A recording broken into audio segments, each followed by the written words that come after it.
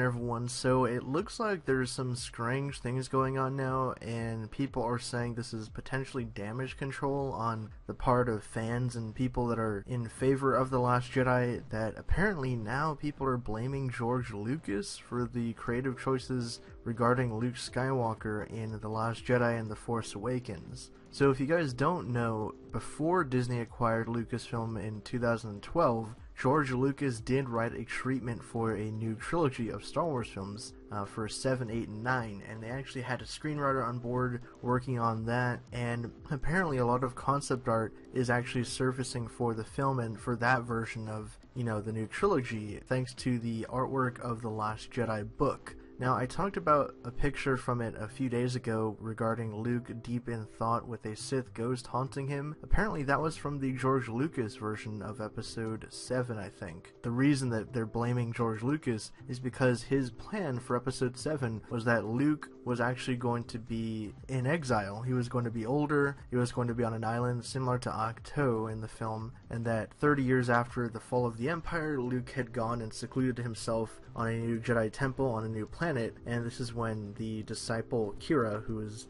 the character that Rey would eventually become, goes to look for him, and he ends up training her. And essentially, over the plot of episode 7, Luke would rediscover his vitality and train a new generation of Jedi, and that's where the whole storyline comes in with Luke and Rey essentially getting thrown into the newer versions of the scripts. We're also going to be seeing Luke actually appear halfway through The Force Awakens in full, reuniting potentially with the other characters like Han and Leia. So, there's different ideas of what was going to happen, but again, all of this was not set in stone really. It was all concepts, treatments, early story ideas, so nothing was in fact final in terms of what George Lucas wanted to do with 7, 8, and 9. Now, the reason people are blaming him now is because there's been such a big fan backlash to how Luke Skywalker was treated in The Last Jedi. He was kind of like a hermit, he didn't want to interact with anyone. He said he went to the island to die, that he didn't want anyone finding him, he had cut himself off from the Force. To a lot of fans, he acted very out of character. And now people are saying, oh, well, if you didn't like that, then that was a George Lucas idea, and you guys defend Lucas, and yada yada yada. But it didn't really make sense because,